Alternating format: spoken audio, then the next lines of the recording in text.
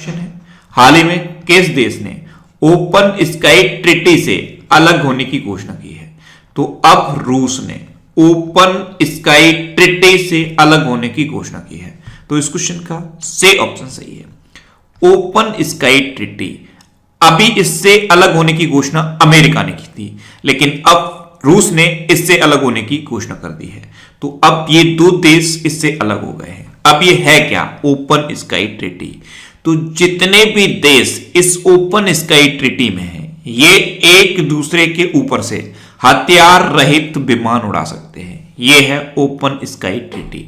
अब इससे अलग होने की घोषणा रसिया ने की है। अब रसिया ने की है तो ये है मैप में रसिया।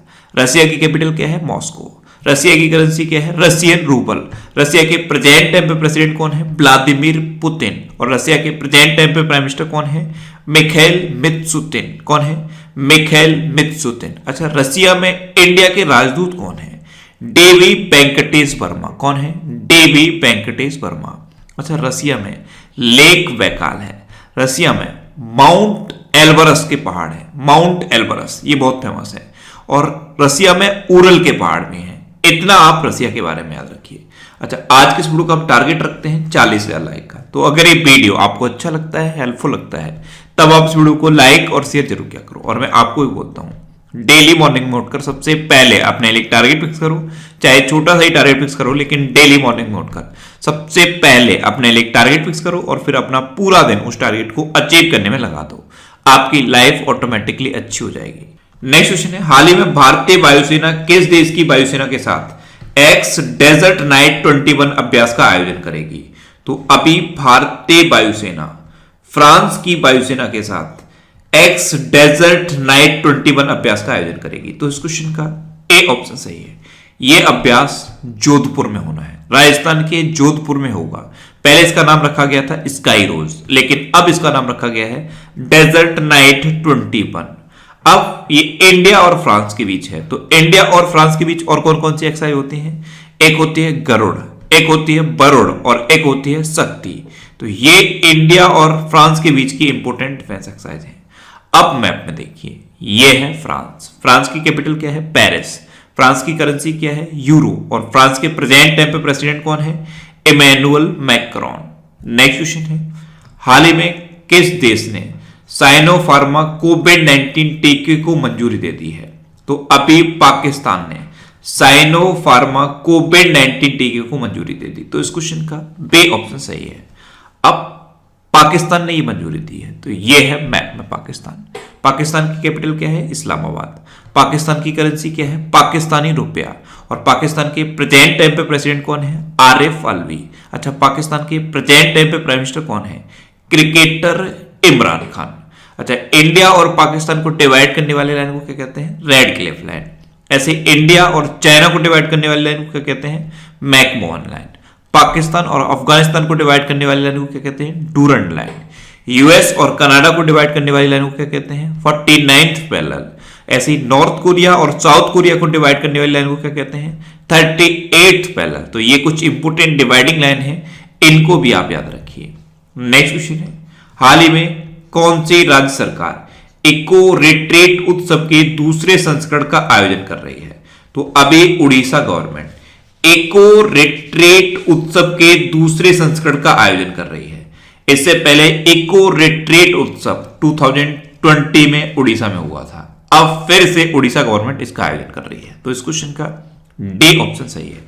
अब उड़ीसा की बात है तो यह है मैप में उड़ीसा। उड़ीसा की कैपिटल है भुवनेश्वर। उड़ीसा के चीफ मिनिस्टर है नवीन पटनायक। और उड़ीसा के गवर्नर कौन है? गणेशी लाल। अच्छा, उड़ीसा में है व्हीलर द्वीप और व्हीलर द्वीप का नाम बदल के एपीजे अब्दुल कलाम द्वीप रखा गया है। उड़ीसा दिवस या उत्कल दिवस कब मनाया जाता है? 1 अप्रैल को।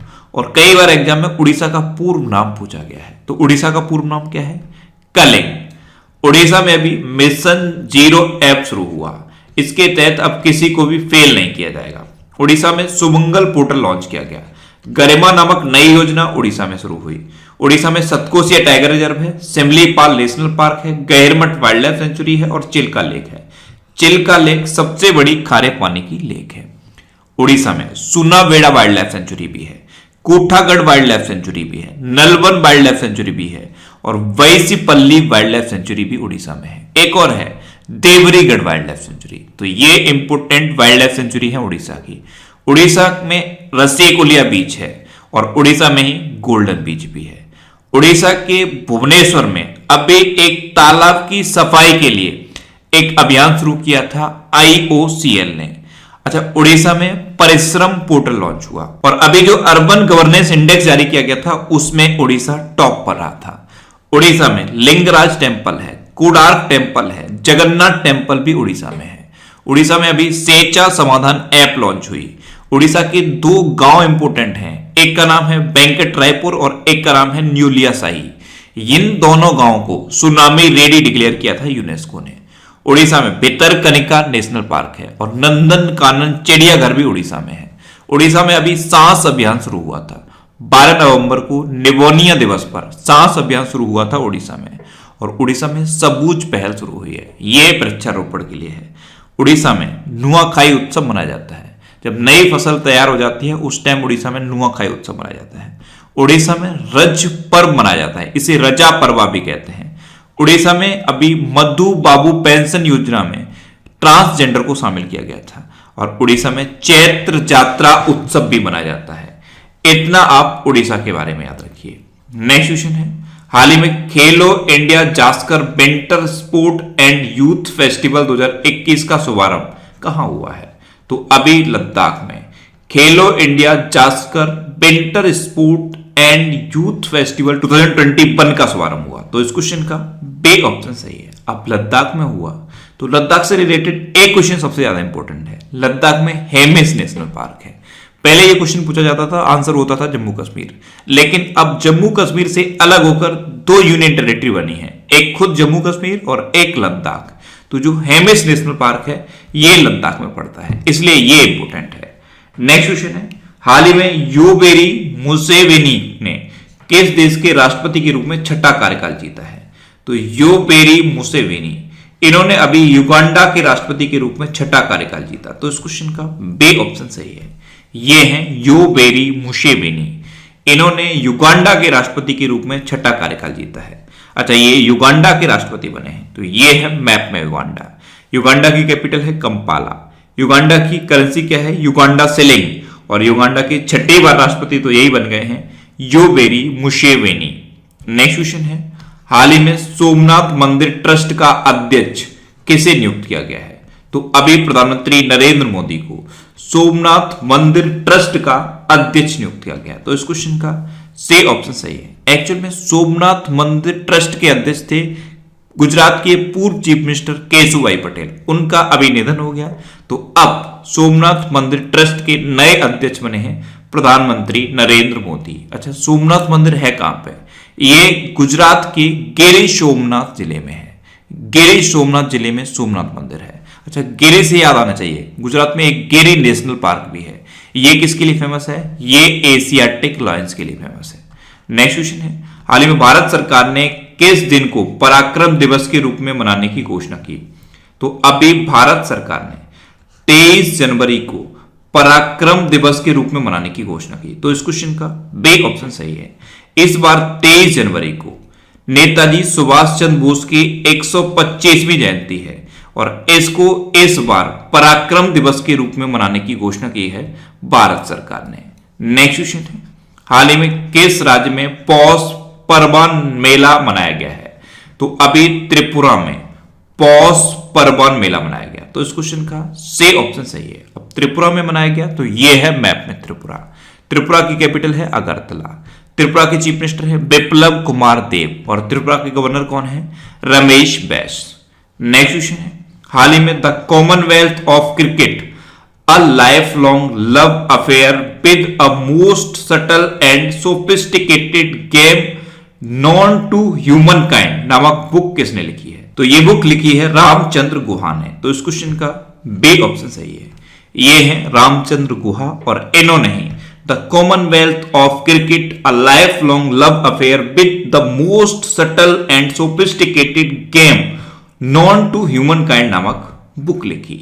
नेक्स्ट क्वेश्चन है, हाल ही में किस राज्य में पहले पक्षी उत्सव कलरव का उद्घाटन किया गया है? तो अभी बिहार में पहले पक्षी उत्सव कलरव का उद्घाटन किया गया? तो इस क्वेश्चन का सही ऑप्शन सही है, ये बिहार का पहला पक्षी उत्सव है। अब बिहार का है तो ये है मैप में बिहार की कैपिटल है पटना, बिहार के चीफ मिनिस्टर है नीतीश कुमार और बिहार के गवर्नर कौन है? फागू चौहान। नेक्स्ट क्वेश्चन है, हाल ही में ब्याज मुक्त नगद देने वाला पहला बैंक कौन बना है? तो 48 दिनों के लिए ब्याज मुक्त नकद देने वाला पहला बैंक बन गया है आईडीएफसी फर्स्ट बैंक। तो इस क्वेश्चन का बी ऑप्शन सही है। अब आईडीएफसी फर्स्ट बैंक बना है तो आईडीएफसी फर्स्ट बैंक की स्थापना कब हुई? 2015 में। इसका हेडक्वार्टर कहां पे है? मुंबई में। और इसके प्रेजेंट टाइम पे सीईओ कौन है? बी विद्यानाथन। कौन है? बी विद्यानाथन। नेक्स्ट क्वेश्चन है, हाल ही में आरबीएल बैंक के प्रमुख के रूप में किसे नियुक्त किया गया है?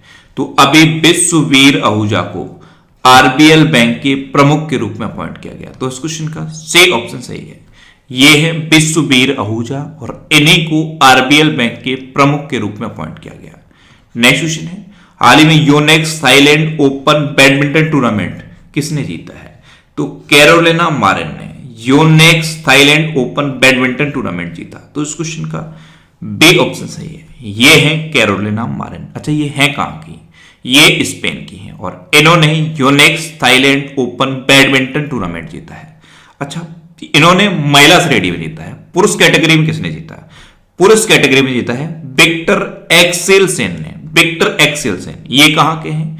ये डेनमार्क के हैं। तो दोनों आपको याद रखने हैं, महिला कैटेगरी और पुरुष कैटेगरी।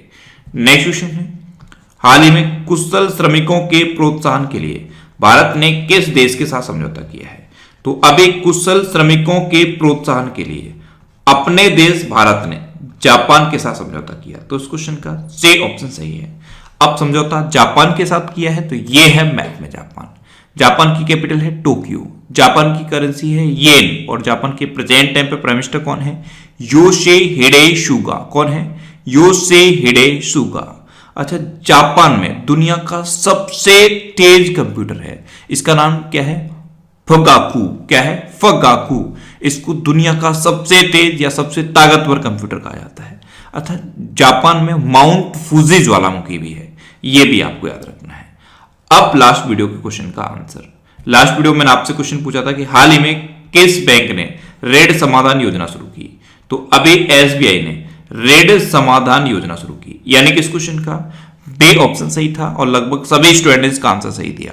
मोस्टली स्टूडेंट्स के बारे में डिटेल में लिखा। मैं आपको एक बार फिर बोलूंगा, क्वेश्चन के बारे में आपको जितना ज्यादा से ज्यादा पता हो आप लिखा करो, क्योंकि जो चीजें आप लिख देते हो फिर उन्हें आप कभी नहीं भूलते। अच्छा, अभी जितने भी राज्यों के हाई कोर्ट के चीफ जस्टिस अपॉइंट हुए हैं ये इंपॉर्टेंट है। तो बहुत सारे स्टूडेंट ने ये कमेंट किया कि सर जितने भी अभी चीफ जस्टिस अपॉइंट हुए हैं इनके लिए एक अलग से ऑडियो बना दीजिए। तो इनके लिए मैंने एक अलग से ऑडियो बना दिया है।